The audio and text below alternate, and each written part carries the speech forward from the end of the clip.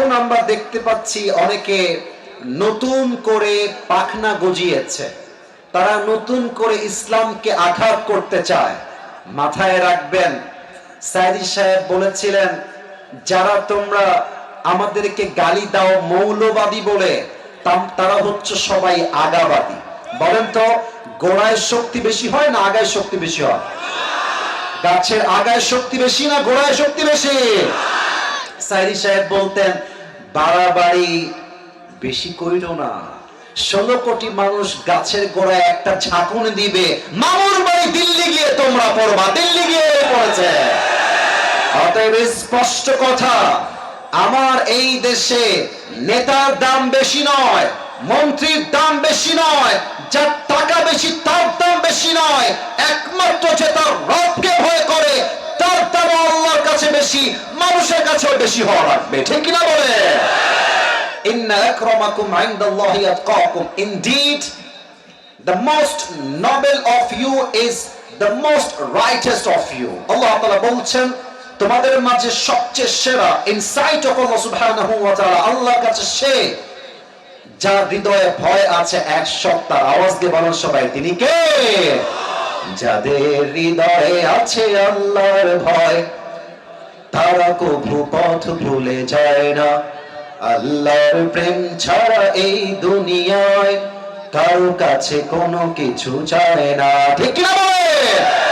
রাতের আধারে যারা সিজদাতে রয়, দু চোখের অশ্রুতে নদী যেন বয়, ছলনার হাত ছানি যতই আসুক, ছলনার হাত ছানি যতই আসুক, পেছনে ফিরেও সে তাকায় না। পড়েন না সবাই, যাদের হৃদয়ে আছে আল্লাহর ভয়, তারা কভু পথ ভুলে যায় না।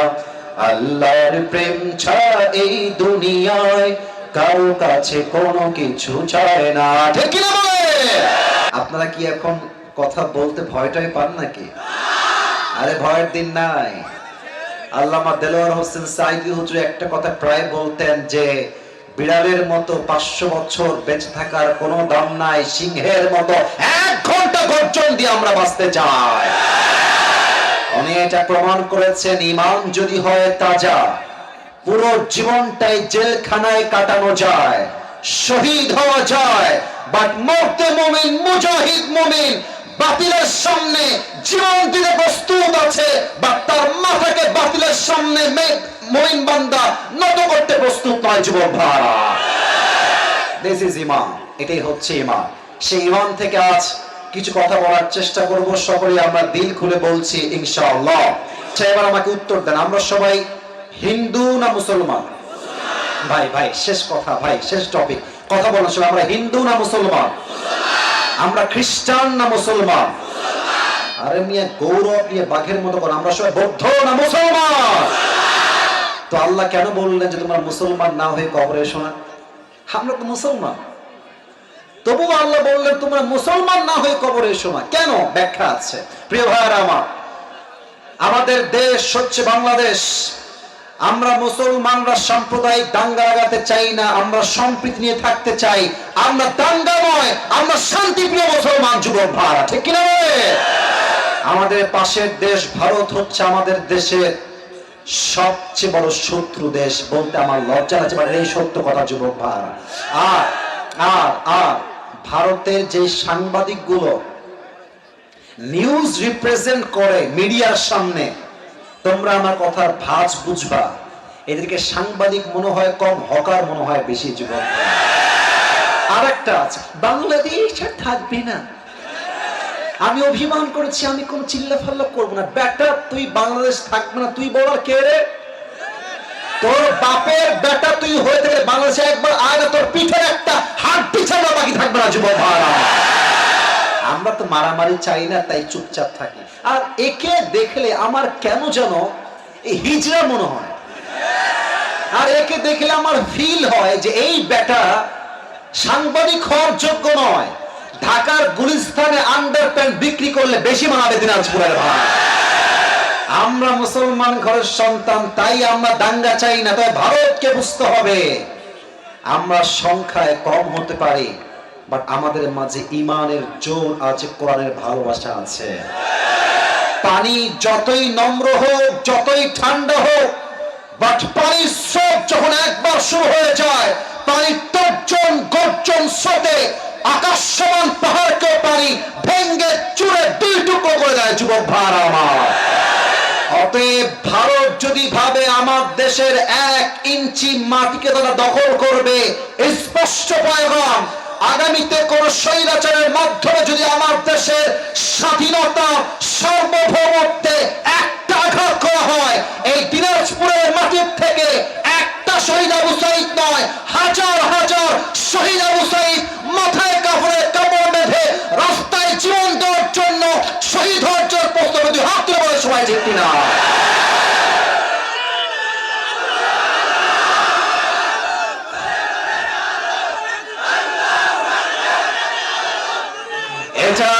এটা শুধু দিনাজপুরের মাটি নয়, এটা রংপুরের মাটি।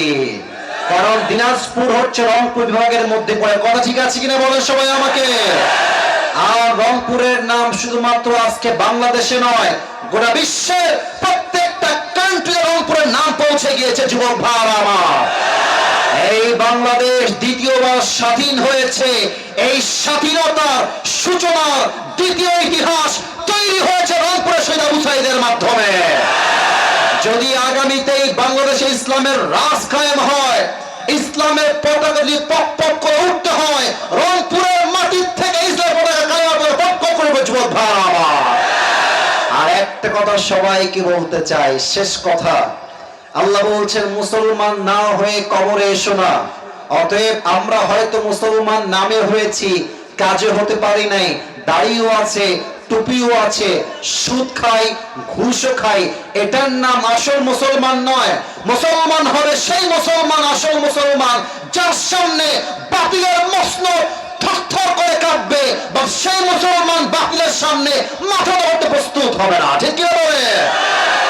আল্লামা মামুনুল হক সাহেব, নাম শুনছেন আপনারা সবাই? আমির হামজা হুজুর, নাম শুনছেন আপনারা সবাই? মিজানুর রহমান আজহারী, নাম শুনছেন আপনারা সবাই? তাদের কাউকে দেশ ছাড়া করে, কাউকে মাতৃভূমির মাটিতে জেলখানায় ভরে তারা ইসলামকে দমন করতে চেয়েছে। বাট 5 আগস্টের পরে স্পষ্ট প্রমাণ হয়ে গিয়েছে যে ইসলামকে নির্বংশ করতে চায়, আল্লাহ তাদেরকে নির্বংশ করে রেখে দেয়। যুবক ভাইরা আমার, আজহারী আবার এই মাস থেকে তাফসীর মাহফিল শুরু করবে 27 ডিসেম্বর থেকে। আমাদের বিশ্বাস এই পুরো বাংলাদেশ ইসলামের রাজ্য কায়েম হয়ে যাবে ইনশাআল্লাহ।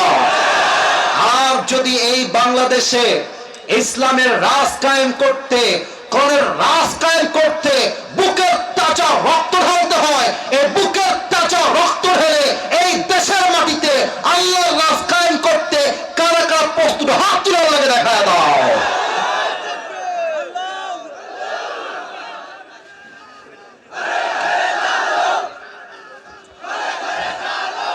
আমার সঙ্গে তাকবীর দেন, লিল্লাহি তাকবীর।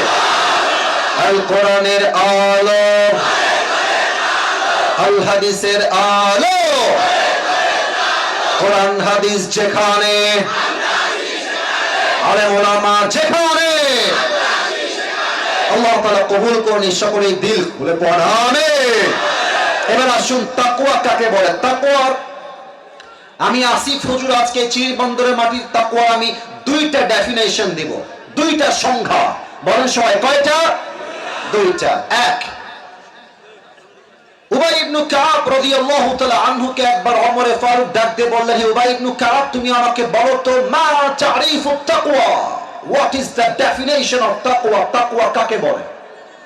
এইদিকে ড্রোন মরম না, এদিকে তাকাও সবাই, আমার দিকে তাকান সবাই। উবাই ইবনে কাবকে ওমর বললেন, হে উবাই ইবনে কাব, আমাকে বলো তাকওয়া কাকে বলা হয়? উবাই ইবনে কাব বললেন, ইয়া ওমর, ইয়া খলিফাতুল মুসলিমিন, আপনি কি কখনো কাঁটাযুক্ত রাস্তায় হেঁটেছেন, চতুর্পাশে কাঁটা আর সাপ বিচ্ছু? বলছে, ইয়েস, আমি অনেকবার জঙ্গলে হেঁটে এসেছি। বাট কেন? বলছে, আপনি জঙ্গল যখন কাঁটা থাকে, আপনি হাঁটেন কেমন করে? আপনার হাঁটার স্টাইল ছিল কেমন করে? তো ওমর ফারুক বললেন যে, আমার যেই, আমি পা তুলতে পারছি না, সরি, জুতা, এটা আমি পরি বুট জুতা, যাতে করে কোনো কাটা ভেতরে ঢুকে না যায়। আর আমি আমার হাতে অলওয়েজ একটা লাঠি রাখি, যদি কোনো সাপ বা বিচ্ছু আমাকে অ্যাটাক করতে আসে, আমি সাপকে লাঠি দিয়ে প্রতিহত করব। উবাই ইবনে কাব বললেন, that is the definition of তাকওয়া, এটাই হচ্ছে তাকওয়া। ওমর ফারুক বললেন, এটা কেমনে? লা মুহাল, এটা তাকওয়ার সংজ্ঞা হয় কেমনে? প্লিজ এক্সপ্লেইন টু মি, ব্যাখ্যা করেন, এটা ব্যাখ্যা আসলে কি? এবার উবাই ইবনে কাব ডাক দিয়ে বলছে, ইয়া ওমর, ইয়া খলিফাতুল মুসলিমিন, এই দুনিয়ার জমিনে যখন আপনি চলতে যাবেন, একদিকে আছে হালাল আর একদিকে আছে হারাম। মনে করেন আমাদের এই বাংলাদেশে আজকাল মামা খালু না থাকলে সরকারি চাকরি পাওয়াই যায় না। সরকারি কেন, যে কোনো চাকরি পেতে গেলেই বলবে যে মিষ্টি আর চা খাওয়ার জন্য 5 লাখ টাকা দিলেই আপনার চাকরিটা হয়ে যাবে। ডক্টর ইউনূস সাহেবকে আমি একটা আবদার করতে চাই, আপনি নিয়ম করবেন, যদি কোনো যোগ্য ব্যক্তি চাকরি নিতে গিয়ে ঘুষ দিতে হয়, যে ঘুষ নিবে তার জিহ্বাটা ছেড়ে ফেলতে হবে। যুবক ভাইরা আমার, চাকরি হচ্ছে হালাল, বাট ঘুষ দিয়ে চাকরি নেওয়া এটা হচ্ছে হারাম। তো চাকরিও হালাল, ঘুষ নেওয়া হচ্ছে হারাম। যদি আপনি চাকরি করতে চান, আপনি হালাল ভাবে করবেন। ঘুষ যদি আপনি না দিয়ে চাকরি করেন, এটা হচ্ছে তাকওয়া। আপনি বলবেন, যদি আমাকে ঘুষের টাকা দিয়ে চাকরি নিতে হয়, ওই চাকরি আমার দরকার নয়, আমি ভ্যান চালায় খাবো, আমি ধান কেটে খাবো, আমি রিক্সা চালায় খাবো, বাদাম বিক্রি করে খাবো, বাট আমি মুসলমান ঘরের সন্তান, আমি হারামকে অর্জন করতে পারবো না। ঠিক আছে? দিস ইজ তাকওয়া। হারামকে অ্যাভয়েড করবেন। আমি আবারও বলছি, তাকওয়া বুঝবেন, হারামকে ফেলাই দিবেন, হালালকে অ্যাকসেপ্ট করবেন, এটাই হচ্ছে তাকওয়া। আচ্ছা, আপনাদের চিরিরবন্দর দিনাজপুরে বিয়ে শাদী হয় না? আরে না হইলে আপনারা আসলেন কই থেকে রে ভাই? কথা কোনো হয় না? হয়। আপনারা দেখবেন মুরব্বী আব্বাজান যারা আছেন, আমার আব্বাজানেরা, মুরব্বীরা, আমাকে এই চ্যাপ্টারে একটু মাফ করবেন, মুরব্বী আব্বাজান যারা এসেছেন, আমি আপনার কাছে আপনার পায়ে হাত রেখে আগেই মাফ চাচ্ছি। আমি আপনাদের কাউকে চিনি না, কারোর সঙ্গে আমার কোনো শত্রুতা নয়, একদমই নেই। দেখবেন মুরব্বী আব্বাজান 5 ওয়াক্ত নামাজ পড়ে, বাট মেয়ের বিয়েতে ডিজে বক্সে গান বাজিয়ে মেয়ের বিয়ে দেয়। তা আমি একজন বাবাকে, মুরব্বী চাচা দাড়িওয়ালা, বললাম যে আব্বাজান, আপনি একজন হাজী সাহেব, আপনি 5 ওয়াক্ত নামাজ পড়েন, আপনার মেয়ের বিয়েতে ডিজে বক্স কেন আব্বাজান? তা আমাকে বলছে, হুজুর, একটা মাত্র মেয়ে, ডিজে গান না বাজালে কি বিয়েটা জমে? আহা আব্বাজান, আপনি কি ভাবলেন? বিয়েটা হচ্ছে হালাল আর ডিজে বক্স হচ্ছে হারাম। আপনি একটা পবিত্র কাজ করতে গিয়ে ডিজে বক্স আনলেন, আপনার মেয়ের সংসার তো আপনি আগেই বরকতবিহীন করে ফেললেন। যুবক ভাইরা, ঠিক কি না? হালালকে অ্যাকসেপ্ট করতে হবে, হারাম থেকে বাঁচতে হবে। নাম্বার 1 ডেফিনেশন অফ তাকওয়া, এটাই হচ্ছে তাকওয়া। 1 নাম্বার। নাম্বার 2, তাকওয়া মানে হচ্ছে, রাত হচ্ছে অন্ধকার, রাত বাজে 2টা, আমার রুমের গেট লাগানো, জানালা লাগানো, আমি শুয়ে শুয়ে পর্নোগ্রাফি দেখছি, ব্লু ফিল্ম দেখছি, হিন্দি সিনেমা দেখছি, আমার দরজা বন্ধ, জানালাও বন্ধ, বা এই রাত 2টার সময় আমাকে কেউ না দেখলেও আরশে আজিম থেকে দেখছে একজন আওয়াজ দিয়ে বলেন সবাই, তিনি কে? এটাই তাকওয়া। No one can see, but Allah is observing us in every single moment, every single time. প্রতিটা মুহূর্তে আমাকে পর্যবেক্ষণ করছেন। 1 সপ্তাহ আওয়াজ দিয়ে বলেন সবাই, তিনি কে? একজন যুবক সেদিন একটা কথা বলল, আমার কলিজায় এসে কথাটা আঘাত করেছে। সময় খুবই কম, শর্টকাটে বলার ট্রাই করছে। যুবকটা বলল, হুজুর, রাত বাজে 1টা বা 2টা, বলেন তো সবাই, রাত বাজে 1টা বা 2টা। এটা কিন্তু আমি মজা নেওয়ার জন্য বলছি না, আমি হাদিসটাকে বাস্তবিক প্রেক্ষাপট থেকে বোঝাবার ট্রাই করছি। তো যুবক বলল, হুজুর, আমি একজন এমন যুবক, যে যুবকটা পর্নোগ্রাফির নেশায় আসক্ত। পর্ন ভিডিও না দেখলে আমার রাতের বেলা ঘুমই আসে না, এটা আমার বাজে একটা নেশা। তা আমি বললাম, কি হয়েছে বলো, কি সমস্যা? তো সে বলল, হুজুর, রাতের বেলা আমি পর্নোগ্রাফি দেখছি, রাত বাজে 1টা বা 2টা, বাসায় আমার মাও নাই, বাবাও নাই, নো ওয়ান ইজ দেয়ার, কেউ নাই বাসায়, আমি একা। রুমের লক করা সব, window is locked and the gate is also locked, সব বন্ধ করা। আমার কানে হেডফোন দেওয়া। হঠাৎ করে পর্নোগ্রাফি দেখতে দেখতে একটা ঠাস করে আমার কানে শব্দ আসলো। আমি সঙ্গে সঙ্গে মোবাইল ফোনটা অফ করে দিয়ে রেখে দিলাম। ভেবেছি বাপ মা কেউ চলে আসছে, মনে হয় দেখে ফেলবে আমাকে পর্নোগ্রাফি দেখা অবস্থায়, আমার মান সম্মান নষ্ট হয়ে যাবে। আমি ভয়ে থরথর করে কাঁপছি, কে আসলো, কে আমাকে দেখে ফেললো মনে হয়।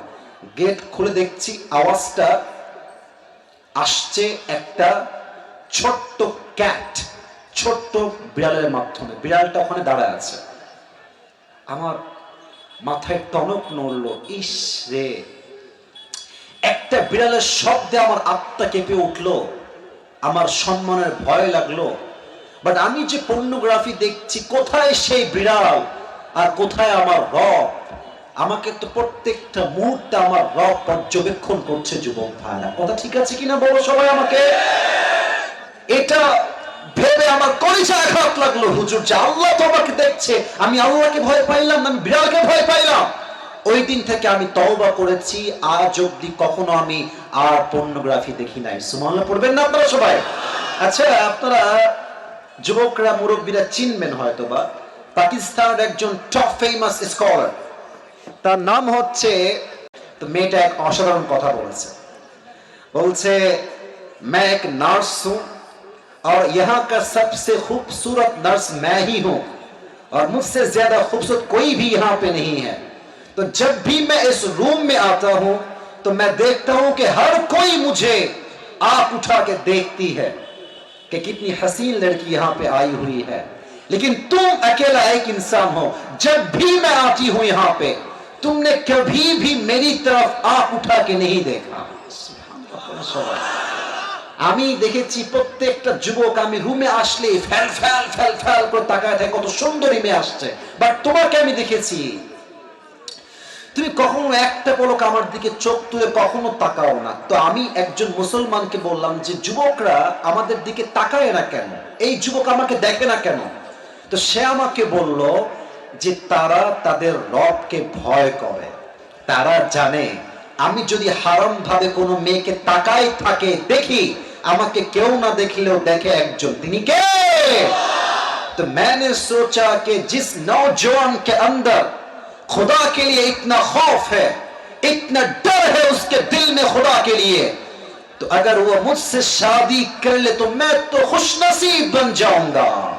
अरे जे যুবকটা হৃদয় আল্লাহর প্রতি এত ভালোবাসা, আল্লাহর প্রতি এত ভয়, ওই যুবক তো বিয়ে করে আমাকে কখনো ঠকাইতে পারবে না, ঠিক কিনা বলে?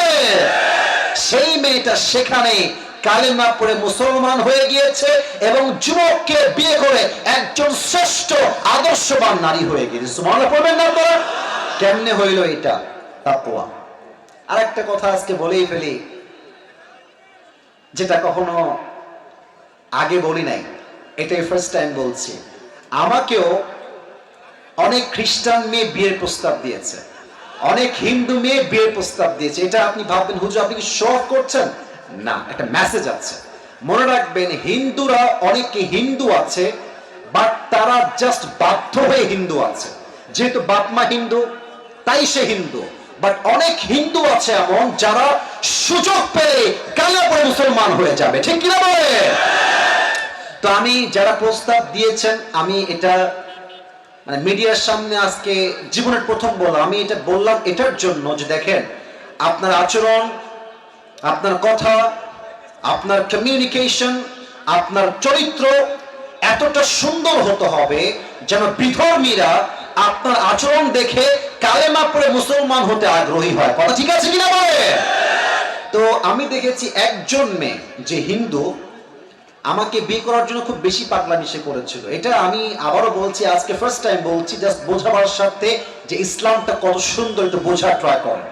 তো যখন সে খুব বেশি পাগলামি করছে, মানে সব করার ডান, কাগজ করে নিয়ে আসছে, মুসলমান হয়ে যাবে, জাস্ট বিয়ে করতে চায় সে। তো আমি যে প্রস্তাব নিয়ে আসছে তাকে বললাম, ভাই তাকে একটু বললেন যে সে সব বাদ দিয়ে আসিফ হুজুর কেন বিয়ে করতে চায়, হিন্দু মেয়ে আর কি, খ্রিস্টান না। তো পরে ওই মেয়েটা আবার তাকে বলেছে যে আমার কিছু বিষয় খুব মানে দিয়ে লেগেছে ইসলামকে নিয়ে। কি বিষয়? মেয়েটা বলেছে যে আসিফ হুজুর যখন ইসলামকে রিপ্রেজেন্ট করে, ইসলাম নিয়ে কথা বলে, আমার কাছে মনে হয় যে জীবনের কোনো কষ্টই কষ্ট নয় যে রব আমার বন্ধু হয়ে যায়। কথা ঠিক আছে কিনা বলে? এক নাম্বার কথা, তার হৃদয়ে টাচ লেগেছে। দুই নাম্বার কথা, সে এটা বলেছে যে আমরা হিন্দু কালচার ফলো করি, বাট হিন্দুদের অনেক কাজ আমার বুঝে আসে না। যেমন হিন্দুদেরকে খুব ভালো মুসলমান হতে হলে গরুর পেশাব খেতে হয়, এটা তাদের একটা ধর্মের সিস্টেম। ভালো মুসলিম হতে চাইলে গরুর পেশাব খেতে হয়। তো সেই মেয়েটা বললো যে ইসলামে তো এরকম কুরুচিপূর্ণ কোনো কাজ নাই তো নাই, এবং হুজুরদের যে আচরণ, জামা কাপড়, পোশাক, ভাষা, ভদ্রতা, নম্রতা, এটা আমাকে বোঝাতে বাধ্য করেছে যে ইসলাম হচ্ছে পৃথিবীর সবচেয়ে শ্রেষ্ঠ ধর্ম। যুবক ভাই, ঠিক কি না? তো পরে আমি কেমনে কি করা যায়, যাদেরকে আমি মানা করেছি, আমি একটা ইস্যুকেই এখানে সামনে এনেছি যে প্রিয় বোন দেখেন, আমার এই মাইন্ডসেট নেই যে আমি আপনাকে আবার নতুন করে ট্রাই করতে পারবো। আমার মনে হয় আপনি আগে মুসলিম হয়ে যান, প্র্যাকটিসিং মুসলিম হওয়ার ট্রাই করেন, নামাজ কালাম শুরু করেন, দিনদার হয়ে যান। আপনি দেখবেন আপনার মতো মেয়েকে বিয়ে করার জন্য হাজার হাজার যুবক লাইন ধরে দাঁড়িয়ে যাবে। ঠিক কিনা? আমার উদ্দেশ্য হচ্ছে রবের ভয়ে থাকতে হবে, আল্লাহর জন্য কাজ করতে হবে, তাকওয়া নিয়ে চলতে হবে। যে আল্লাহ হয়ে যাবে, পুরো দুনিয়া তার গোলাম হয়ে যাবে। ঠিক কি না বলে? আচ্ছা, শেষ একটা হাদিস বলে আমি আমার, যেহেতু আমাকে অলরেডি স্লিপ দিয়েছে হুজুর, অনেক মেয়ে আছে দেখবা টাকা পাইলে টাকলার সঙ্গে বিয়ের পিড়িতে বসে যায়। যুবক ভাই, এরকম মেয়ে তো দিনাজপুরে অন্তত পক্ষে নাই, নাই নাই নাই নাই আরে নাই রে ভাই। আল্লাহ যেন হেদায়েত দান করে, সকলেই মন খুলে পড়ে আমিন। অনেক বোনেরা আমাকে দেখছেন, অনেক বোনেরা আমাকে শুনছেন। আমি সকলকে উইথ ডিউ রেসপেক্ট দুইটা কথা বলতে চাই।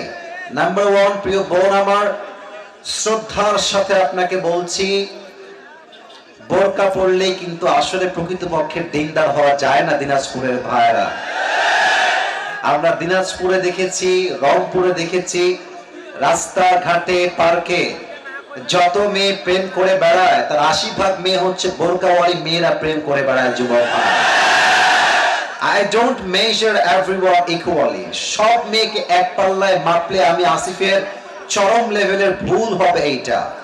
Everyone has different kind of personality. সবার ব্যক্তিত্ব এক নয়, এক একজন এক এক রকম ব্যক্তিত্ব বিলং করে। তবে হ্যাঁ, একজন বোরকাওয়ালি চরিত্রহীন নারীর জন্য হাজার চরিত্রবান বোরকাওয়ালি মেয়ের বদনাম হয়ে যায়। তো যেই মেয়েরা ভাবেন যে আরে ভাই বোরকা পরে এমন ভাবে, বুঝছেন, মুখ ঢাকা, হাত ঢাকা, পা ঢাকা, यार ये तो अभी कभी जन्नत से भाग के दुनिया में आई है यार, ये तो कन्फार्म जन्नत ही है यार। কিন্তু যখন দেখি যে রাস্তাঘাটে বাদাম খাচ্ছে আর প্রেম করছে, আমার মাথায় জাস্ট একটা কথাই ঘোরে, এরা হচ্ছে উপরে ফিটফাট, ভেতরে পুরোটাই সদরঘাট। যদি এরকম কোন মেয়ে দিনাজপুরে থাকে, আল্লাহ পরিপূর্ণ হেদায়েত দান করুন, আমিন। দুই নাম্বার কথা, আমার প্রিয় বোনদের জন্য, আমি অনেক যুবককে আমার চোখের পানি ছেড়ে কান্না করতে দেখেছি, আমি নিজে দেখেছি। এক যুবক সেই দিন এসে আমাকে গাড়িতে বলছে, হুজুর ভালোবাসতাম একটারে, বাটপার বিয়ে করছে আরেকটারে। এরকম মেয়ে বাংলাদেশে আছে না যুবক ভাইয়েরা আমার? শুধু মেয়ে না, যুবকরাও আছে এরকম, প্রেম করে একটার লগে, বিয়ে করে আরেকটার লগে। এটা হচ্ছে উপরে ফিটফাট, ভেতরে সদরঘাট। ঠিক কিনা বলে? তো বেশিরভাগ ক্ষেত্রে মেয়েরা এই ধোঁকাবাজিটা করে। তারা বেটার অপশন খোঁজার জন্য একজনকে বাদ দিয়ে আরেক জায়গায় যেতে চায়। আমার প্রিয় বোন, একটা কথা মাথায় রাখবেন, টাকা দিয়ে কিন্তু শুধুমাত্র সুখ খুঁজে পাওয়া যায় না, চরিত্রের দরকার সবচেয়ে বেশি। যুবক ভাড়া আমার, যে মেয়েগুলো টাকার জন্য জাস্ট বুড়িটাকে বিয়ে করেন, আপনি টাকা পাবেন, বাড়ি পাবেন, গাড়ি পাবেন, প্রিয় বোন আমার, বাট আত্মকেন্দ্রিক কলিজার যে শান্তিটা আছে, এটা টাকাওয়ালাকে নয়, একমাত্র নবীর আদর্শবান যুবককে বিয়ে করলে আপনি খুঁজে পাবেন। ঠিক কিনা বলে? আল্লাহ প্রিয় বোনদেরকে এই দুইটা কথা বোঝার তৌফিক দান করুক। আমরা সকলেই দিল খুলে পড়ছি আমিন। প্রিয় ভাইয়ারা, বসার জায়গা থাকলে বসে যান, তাফসীর শুরু হবে তো। আমি তো বললাম বসে যেতে, বসে পড়েন, বসে পড়েন, জায়গা আছে, বসেন বসেন, বইসা যান, বসেন। আর কেউ ডান বাম করেন না, সবাই একটা কাশি দেন, তাকবীর দিবেন এমন ভাবে যেন প্রমাণ হয়ে যায় দিনাজপুরের সন্তান আমরা, কাপুরুষের সন্তান নয়, আমরা সব বীর পুরুষের সন্তানগুলো এখানে বসে আছে। লিল্লাহি তাকবীর। বাবা রে বাবা, মাশাআল্লাহ, আরেকবার দেন, লিল্লাহি তাকবীর। কোরআন থেকে আমি আসিফ আজকে একটা আয়াতের তাফসীর পেশ করব। তবে আয়াতের তাফসীর পেশ করার পূর্বে আমার কলিজার টুকরা মুরব্বী আব্বাজান যারা এসেছেন, আমার যুবক ভাইয়েরা যারা এসেছেন, মায়েরা বোনরা যারা এসেছেন, সবার জন্য আজ তিনটা নসিহত বলেই আমি আমার তাফসীরে ফিরে যাব। আপনারা সবাই শেষ পর্যন্ত দোয়া করে যাবেন তো ইনশাআল্লাহ? না আসতে বলেন কেন? সবাই বলেন ইনশাআল্লাহ। তিনটা নসিহত সবার জন্য। নাম্বার 1, আমরা যেই সালে আছি এটা হচ্ছে 2000 কত সাল? 24 সাল। মাসটা কিন্তু ডিসেম্বর, বছর কিন্তু শেষ।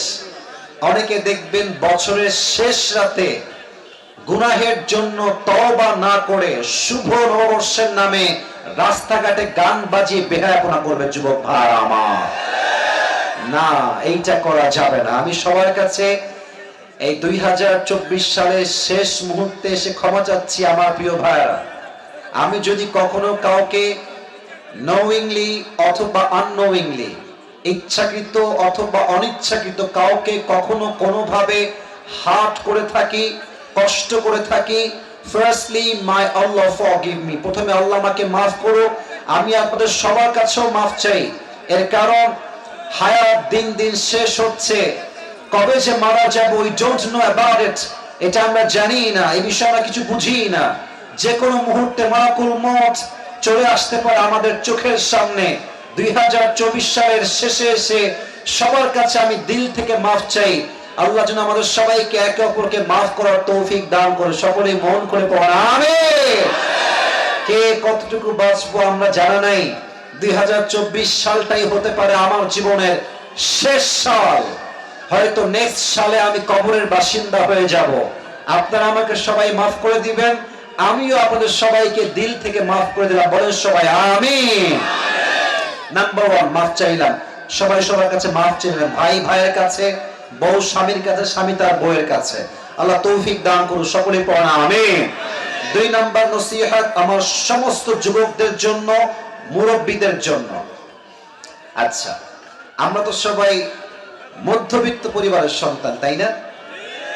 আচ্ছা, আপনাদের কথা তো আমি শুনি নাই, আমরা সবাই মধ্যবিত্ত পরিবারের সন্তান না? আমি কোনো একটা ওয়াজে বলেছিলাম, আপনারা হয়তো অনেকে শুনেছেন, যে মধ্যবিত্ত পরিবারের সন্তান মানেই হচ্ছে একটা ব্র্যান্ড। যুবক ভাইরা, এর কারণ হচ্ছে আপনি আমাদেরকে সাইকেল দিবেন তাও চলবে, বাইক দিবেন তাও চলবে, আপনি আমাকে কার দিবেন তাও চলবে, যদি বলেন যে হেঁটে হেঁটে আসতে হবে তাও চলবে, কারণ আমরা মধ্যবিত্ত পরিবারের সন্তান। আমাকে আপনি আলু ভর্তা দিবেন আমি তাও খাবো, ভাজি দিবেন তাও খাবো, ডাউল দিবেন তাও খাবো, গোস্ত দিবেন তাও খাবো। কিছুই দিবেন না, কিছুই দিবেন না, জাস্ট পানি দিবেন আর ভাত দিবেন, ওই পান্তা ভাত আমার মরিচ দিয়েও চলবে। যুবক ভাইরা আমার, এর কারণ আমি বড়লোক ঘরের আদরে পেলে পোষা বড় বড় হওয়া ব্রয়লার মুরগি নই। আমি মধ্যবিত্ত পরিবারের সন্তানের কঠোর পরিশ্রমী সন্তান। যুবক ভাইরা আমার, তা আমি সবাইকে একটা কথা বলতে চাই, মাঝে মাঝে কারো বাড়ি দেখলে, কারো ভালো জামা দেখলে, কাউকে একটু হাসি খুশি দেখলে আমরা হতাশ হয়ে যাই।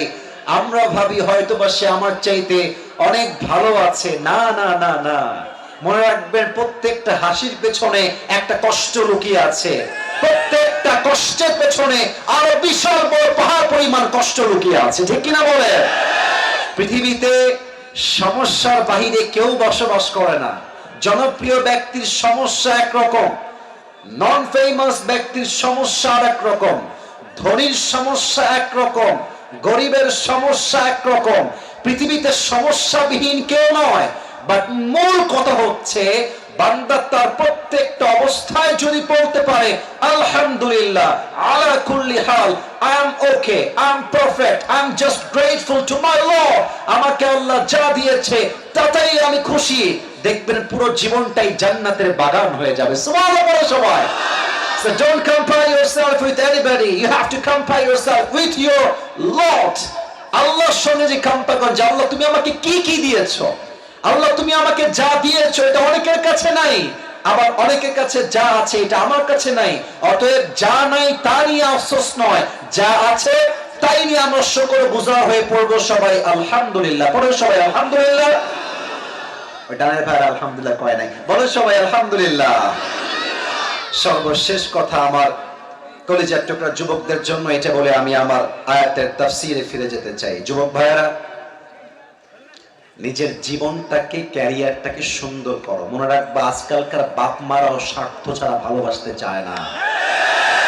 কথা বিশ্বাস হয় না, তাই না? বিশ্বাস হবে, আর একটু সময় লাগবে। যাদের বিশ্বাস হচ্ছে না আর একটু সময় লাগবে। দেখবা বাসায় 3 ছেলে, 2 ছেলে ইনকাম করে আর 1 ছেলে বেকার। তুমি দেখবা বাপ মা যারা কাজ করে তাদেরকে বেশি ভালোবাসে, টাকা পয়সা লাগে বাপ মা ভালোবাসতে চায় না। যুবক ভাই, আমি নিজে দেখেছি, আমার নিজে দেখা। ইনকাম নাই, বাপ মা মাঝে মাঝে খেতে বসে, ছেলেটা একটা টুকরা ভাত হাতে নিয়েছে খাওয়ার জন্য, বাপ বলছে তোর তো ভাত খাওয়ার যোগ্যতাই নাই, তুই বের হয়ে যা, আর কতদিন আমার ঘাড়ে বসে বসে খাবি। মা বলছে তুই বের হয়ে যা, তোর মতো সন্তান আমার দরকার নাই। টাকা দিবেন, দেখবেন যে আপনি বাপের কাছেও প্রিয়, মায়ের কাছেও প্রিয়, বউয়ের কাছেও আপনি প্রিয় হয়ে যাবেন। এটা তিতা বাস্তব কথা। এই পৃথিবীতে প্রত্যেকটা সম্পর্ক টিকে আছে স্বার্থের উপরে। যুবক ভাইরা, স্বার্থ থাকলেই বলে আই লাভ ইউ, স্বার্থ ফুরাই গেলেই কয় আই হেট ইউ।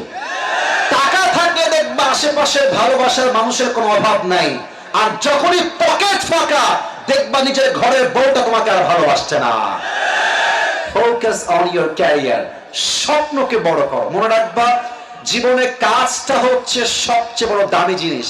যার আসল কাজ ঠিকঠাক, স্বপ্ন ঠিকঠাক, লক্ষ্য ঠিকঠাক, ক্যারিয়ার ঠিকঠাক, সফলতা ঠিকঠাক, ওকে কে ভালোবাসলো, কে ওরে ছাড়লো, কেউ গালি দিল, কেউ ওকে বদনাম করলো, ও চুল পরিমাণ কেয়ার করলো। ও ভাবে আমার অবস্থান ঠিক থাকলে কেউ আমার একটা চুল বাঁকা করতে পারবে না। ঠিক কিনা বলে? Focus on your career. আল্লাহ প্রত্যেকটা যুবককে সফল হওয়ার তৌফিক দান করো। সকলেই মন খুলে পড়ো আমিন। ওই যে বলেছিলাম বিবাহিত কারা কারা আছেন 3টা তাকবীর দিবেন। প্রথম তাকবীর দিবেন প্রিয় বিবাহিত ভাইরা, দ্বিতীয় তাকবীর দিবেন আমার প্রিয় সিঙ্গেল ভাইরা। দেখবো কার জোর আজকে কত বেশি। বিবাহিত ভাইরা কাশি দেন। আরে জোর নাই রে। বিবাহিত ভাইরা তাকবীর দেন। লিল্লাহি তাকবীর। মোটামুটি চলে, খুব বেশি একটা ভালো মনে হয় না। সিঙ্গেলরা তোমরা এবার কাশি দাও। আরে সর্বনাশ। দেখা যাক কে পারে। মুরব্বীরা আপনারাই নাম্বার দিবেন। আমার আব্বা জান, কলেজের টুকরা মুরব্বী আব্বা জান, আপনি নাম্বার দিবেন, আমি আসিফ চুপ আছি। সিঙ্গেলরা তাকবীর দিবা। বিবাহিত ভাইরা কিপ কোয়াইট, কিপ সাইলেন্ট, চুপ থাকবেন। সিঙ্গেলরা তাকবীর দাও। লিল্লাহি তাকবীর।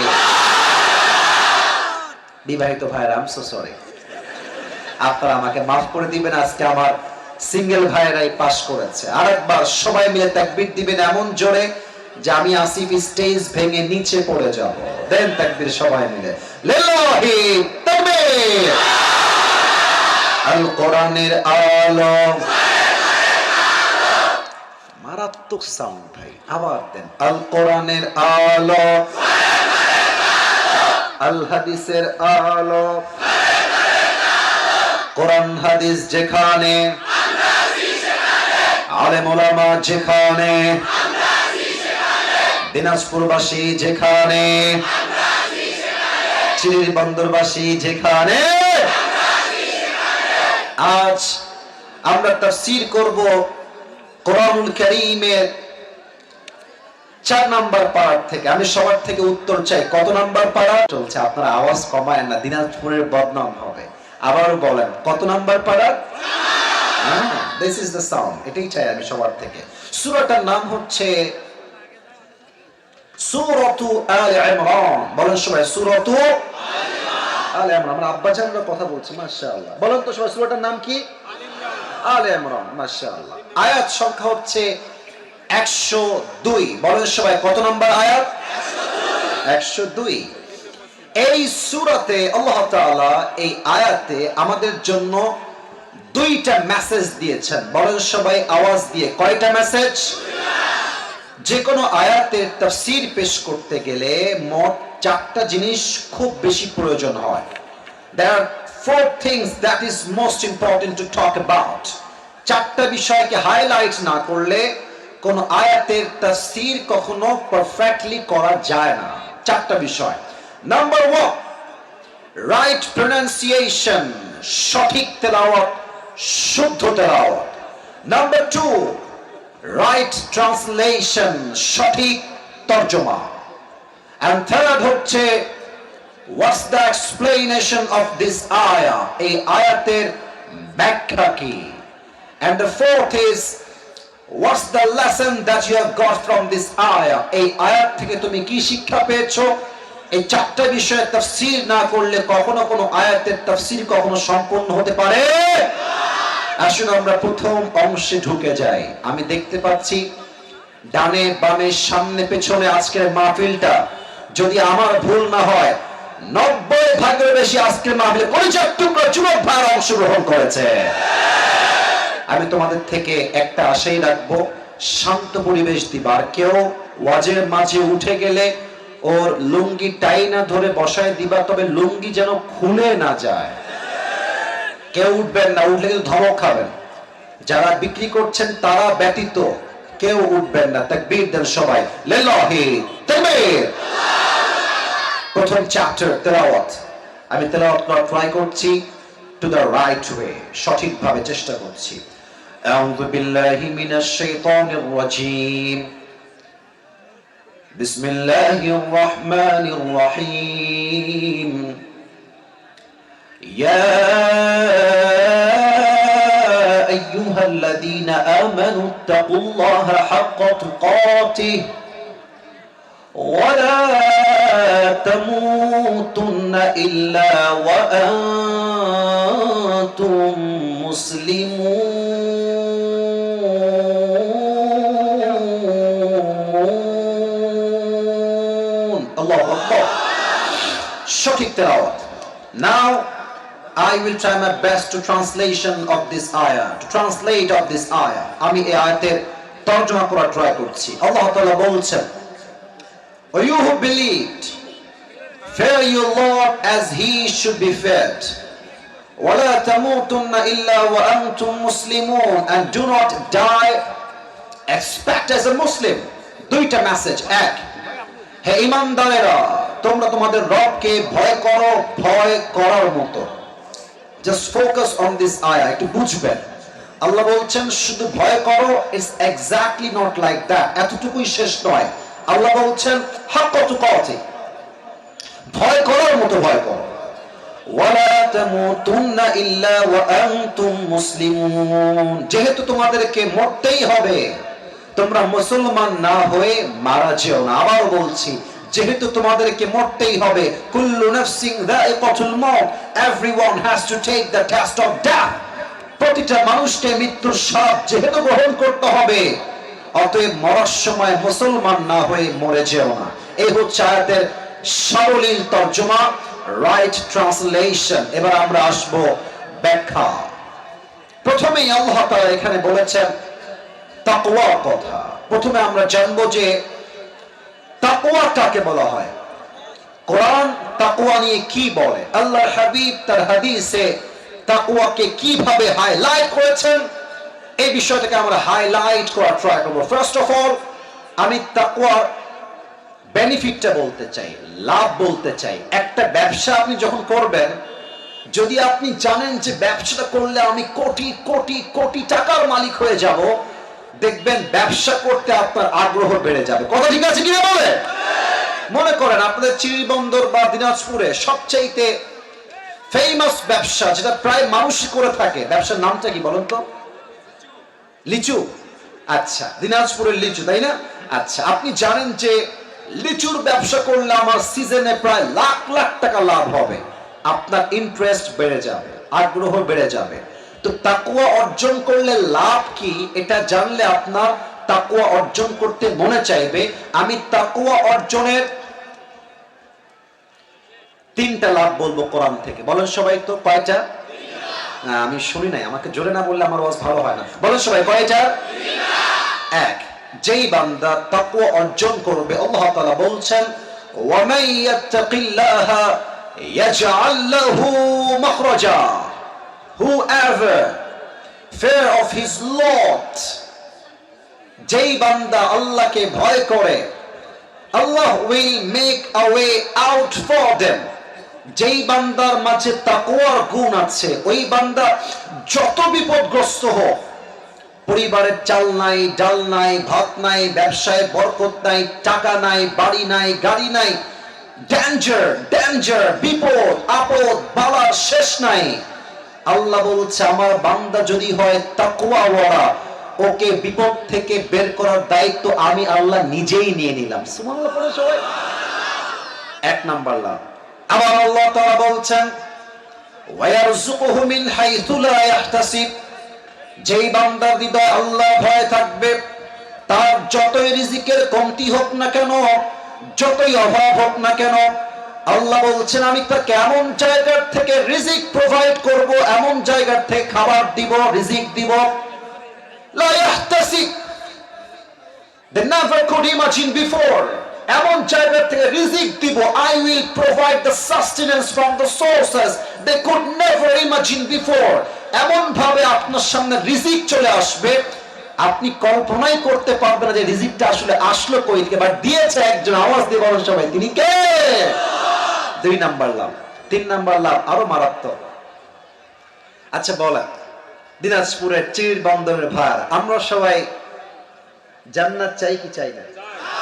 আমার আব্বা জানরা বলেছে, আপনারা আমার আওয়াজটা মনে হয় বোঝেন নাই। আমরা সবাই মুসলমান হিসেবে জান্নাত চাই কি চাই না?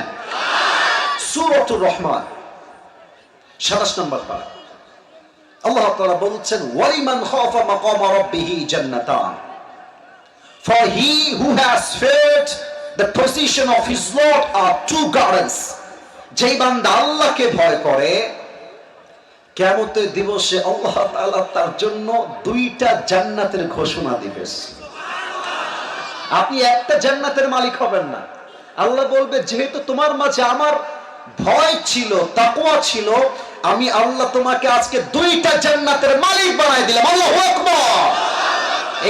সম্মানিত দর্শক, আসসালামু আলাইকুম। আশা করছি আপনারা ভালো আছেন। ভিডিওটা দেখে ভালো লাগলে একটা শেয়ার, একটা লাইক, একটা কমেন্ট করবেন এবং আমাদের চ্যানেলটি সাবস্ক্রাইব করে আমাদের পাশে থাকবেন। আসসালামু আলাইকুম রহমতুল্লাহি ওয়া বারাকাতুহু।